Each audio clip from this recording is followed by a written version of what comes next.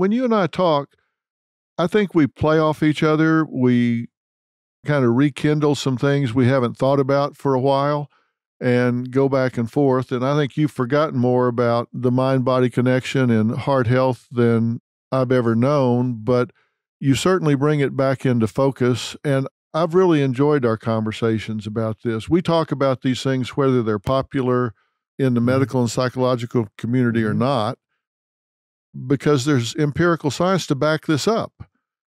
I think that's important, that we tell people the truth about what's going on in their bodies and what's going on in their minds and how those interact. But I've never really made it a priority in the past until we really started to have our discussions about emotions and mental health. So like a lot of other doctors, I didn't spend a lot of time on it. Whereas now I realize it plays an integral role, that if you want to reduce your risk of a heart attack, you just can't focus on diet and exercise. You need to focus on your emotions as well. And that's kind of the thing that most people think about, not to discount those things, because they're absolute building blocks to heart health, right? If you diet, you exercise, you eat right, you break a sweat, you don't have to be an athlete to do it, just that you keep your feet moving, you have some activity, you avoid some of the toxic foods, you eat some of the healthy foods.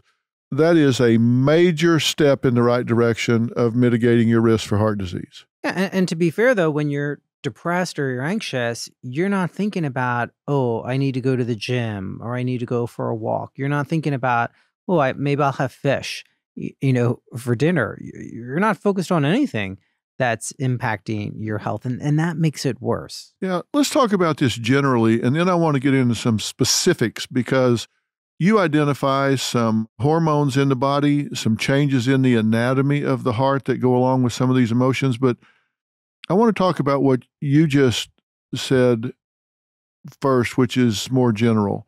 I want people to think about this. There are certain lifestyle changes that go along with certain emotions that have a profound effect on us constitutionally, just our overall health and specifically our heart. To give a real straightforward example, people that are depressed, generally speaking, are less active. Let's talk about that commonsensically. We all know that if we get fewer rewards from life, that we tend to be less positive and more subject to being negative, which leads to a greater risk of being depressed, whether it's clinical depression or you're just down. So if you are less active, you have psychomotor depletions in your baseline or whatever. I think old sayings get to be old sayings because they're profound. Old sayings like, you can't get a hit if you're not swinging.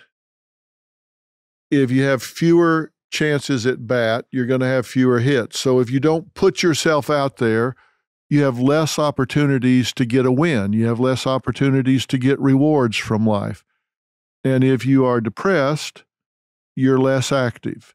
So if you're less active, the chance of getting rewarded, getting encouragement, having a win at work, having a win socially or with friends, you become more withdrawn, less engaged in the world. There's less opportunities for you to get reinforced, right?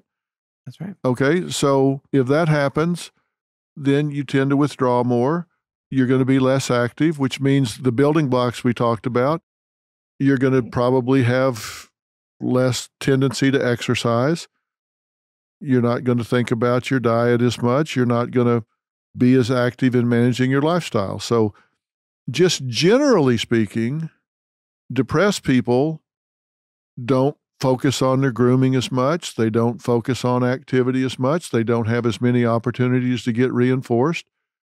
And I've always called it an auto-exacerbating disease for that reason, because the less you do, the less rewards you get, the less rewards you get, the less you do, the less you do, the less rewards you get. It's like circling the drain. It just gets worse and worse and worse. In that way, it hurts us because we don't have as much opportunity to get rewarded. That's bad. But it goes beyond that. It changes us chemically, and it changes the anatomy of the heart. Talk about that some. And it's not just mumbo jumbo. I think, sometimes people think, oh, well, stress is bad and, depression impacts your health. But as you point out, there's a biochemical reason and it relates to hormones. So, what we see in people with depression is really this chronic inflammation. And if we measure, and I talk about it in the book, this something called C-reactive protein, which is a measure of stress. People that are depressed have elevated levels of C-reactive protein. And that's not a good thing to have because inflammation, when you have it chronically, damages our blood vessels. It causes something known as endothelial dysfunction. Fancy words for it messes up the lining of your blood vessels. So it makes them less elastic. Imagine if you had a garden hose and there were kinks in it or it didn't able to supply, water, you're not going to get important nutrients to your flowers, to your grass. It's the same thing in our heart. If our blood vessels aren't functioning well, we're not going to get good blood supply. So there's that biochemical reason of inflammation and C-reactive protein. It's all related to cortisol, and we've heard about that in terms of the stress hormone.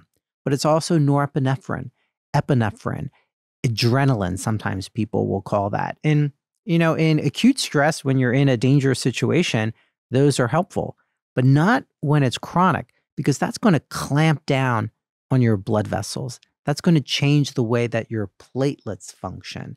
So there's that biochemical reason. And then there's also, as you talked about, the actual changing of the shape of the heart. You're talking about the left ventricle, right?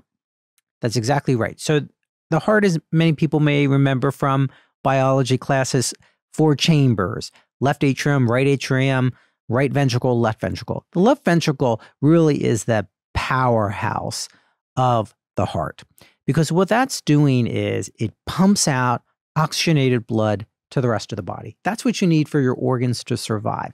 And with depression, what's happening is you're changing the way that left ventricle looks. So it's becoming larger. That's a bad thing. It's becoming more narrow at the neck. We've talked about this thing called Takotsubo cardiomyopathy, which the Japanese coined, and it's really after a fishing pot used to catch octopus. I don't know if that's what they're still using, but the point is it's really preventing your left ventricle from functioning properly. That's what chronic depression and stress can do to the physical structure of your heart. And people aren't talking enough about that. But people aren't going to know this, right? You're not going to know this walking around. If you're depressed, stressed, lonely, you're just bummed out emotionally, you're not going to be able to self-diagnose that that's happening in your heart. No, and most of the time, if you are depressed, there's a bunch of different things going on. You may feel fatigue, right? Partly because you're depressed, but also because your left ventricle may not be functioning well and you're not getting enough blood supply, so you're fatigued. You may start to have some fluid backup in your lungs or in your extremities, and that could be relating to other issues that you're having with in terms of your diet and other aspects. So that's what's so hard with depression or anxiety. You don't see it. You don't feel your left ventricle getting bigger, but you slowly start to develop those symptoms. And the important thing, Phil, that you and I have talked about is, conditions like heart attacks aren't sudden. People think they're sudden, like all of a sudden it just happened and people seemed well. It's a result of daily behaviors that you've been doing for years. And that's why it's so important to start addressing it when you're in your 20s and your 30s and your 40s and you think you're fine and nothing can impact you. You have high blood pressure, and I've seen it in patients all the time, 15, 20 years. They don't do anything about it. And it's that long-term complication that they experience later in life, and they're 50 and they're 60. And that's the real challenge.